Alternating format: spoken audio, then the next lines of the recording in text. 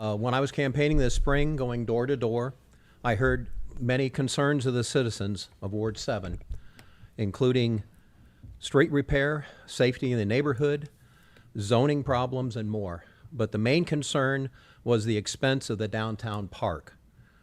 And no one was for the $8 million bridge in that park. So that was Ward 7 when I was going door to door. And Councilman, Mr. Palmer, that was your citizens talking to me. The city has already appropriated $1,605,775 for just plans. You have spent $1,440,805, and you've got $61,600 encumbered as of today. And now 2 additional ordinance totaling $4,032,000.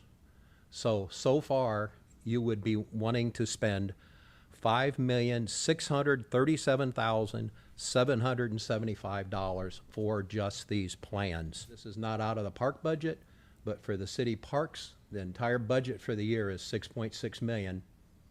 Just take that in consideration. You're going to spend $5.6 million on just plans. I have not been able to find out that any grants have been asked for, and I have not heard of any community fundraising at present for this. To me, it sounds like we're putting the cart in front of the horse. As of June 17th, which is today, your plan for revenue is $129.24 million. The budget is $146.59 million. So right now you've got a $17 million deficit planned for the budget. And we've already seen tonight, and we've already heard tonight that we're $4 million short on the tax. So that's the $4 million extra you want to spend too. It's your job to listen to all residents, not just your friends and associate businesses. While I was speaking with people while running for office, I heard over and over that a $37 million park is not wanted. People want the area to look nice, but not at the cost proposed and being designed at this time. Even $5 million for a design raises eyebrows. I'm here to ask that you refer Ordinance 2025-76 and 2025-77 to appropriations for further discussion. While there, I hope those ordinances will die and a reasonable plan for the benching area is agreed upon. The community is absolutely concerned about the cost, environmental risks, and they want input through a vote. I ask you as citizen representatives, not extensions of the administration, to take this to appropriations and hash it out. Try to find a solution that includes all of the residents. Take extra precaution that it's safe. Remember, the mayor of Flint, Michigan said the water was safe to drink. Most agree that something must be done with the benching area of the river. My own opinion as a resident is that I don't want my taxes spent this way. I don't want children or anyone getting sick from hexavalent chromium like in Hinckley, California, and the other problems in Clyde, Ohio, or Palestine, Ohio.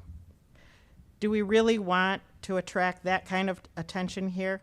I want the people to vote on how this project should proceed, since their representatives don't engage with the everyday people. Council members, in the movie Erin Brockovich, children in the community were getting sick because there was a toxic chemical, hexavalent chromium, found in the city's water. Hexavalent chromium has been found once again, except not in the water, but in the soil in the proposed downtown area, a forever chemical that you can be exposed to through breathing, ingesting with food and water, or direct skin contact. The mayor and city council want to build a property, an overpriced park on this toxic property. That's a problem. Is there one councilman here that would stand up to say if one person gets sick, they would be personally liable? What happens if you lose qualified immunity at the ballot in November? Are your spouses aware that you will be exposed should someone actually get sick? Perhaps we should grow a garden in that area for now and prepare a farm-to-table meal for the mayor and council members to see if they'd feel safe eating it. And I have a few questions. Were the workers removing the old building in that area properly protected? or were they exposed to hexavalent chromium? Where did they take the toxic soil removed from that area that contains hexavalent chromium? I'm not against parks by any stretch of the imagination. I love our parks in this town, and I love the idea of building a new park. Do we really need another one at this expense? There are 23 parks listed in Hancock County, 6 main parks and an additional 8 parks, it's 14, in the city of Findlay, and there are 13 community parks throughout the county. That is a total of 50 named parks within Hancock County. I have a list in case you want that. And that does not count schools that have playgrounds or churches or that sort of thing. So the National Recreation Parks Association states that an appropriate ratio is 1 park for every 2,287 residents. According to the Census Bureau, Hancock County has a little over 75,000 residents as of July 2024. Doing the math, that means, according to their appropriate ratio, Hancock County should have 32.8 parks. We have 50. According to the Census Bureau, also, the city of Findlay has a little over 40,000 residents as of July 2024. Again, doing the math, that means the city should have 17.6 parks. Now, while there are 14 official city parks, many of the county ones are also in Findlay, thus putting us well over the appropriate amount. And we have all of these current parks, and they don't necessarily need competition with another park, but they need some care. There are parks that have cracked walking paths. They could use some general upkeep and maintenance. So why are we spending so many millions of dollars on a new park rather than fixing what we already have? The parks that people want to be enjoying in our community, myself included. So it isn't just about parks, it's about priorities. Listening to the citizens, the fact that this has been an issue for this long, well over a year and a half now. So I am asking that at the very least, the taxpayers deserve a voice in this. I would ask that you let the people vote on this rather than spending more taxpayer money that has not been approved for this. And we have plenty of parks. So new parks should not come at the expense of common sense. So let's make sure every taxpayer has a say in spending these large sums of money. For the second ordinance coming up for the bridge, you projected, or you shared 3 types of bridges, 8 million to 13 million. We've never said, hey, $40 million park, what would we get for a $1 million bridge? Or what would that look like? And we haven't had those discussions. Yes, we've had public input, and yes, I believe that the majority of the community wants to improve that area. I want to improve that area. But you're eliminating council, and with council not taking it to appropriations to vet this when we're looking at our overall budget, on top of that, it's concerning to me because council representatives have not weighed in with a vote anywhere. So first of all, I believe the reason that it hasn't been sent to appropriations is because we believe that it is best served by having all of council involved in the conversation. And if there are specific things you would like presented, I'm happy to present that at council. 2, related to the input, the main reason that we continue to move forward with the design, and it goes to some of the concerns that were brought up here, is so if somebody comes to you, or we say, hey, there's a donor that is interested in a specific aspect, they need to have a design and the general cost to say, I want to support that.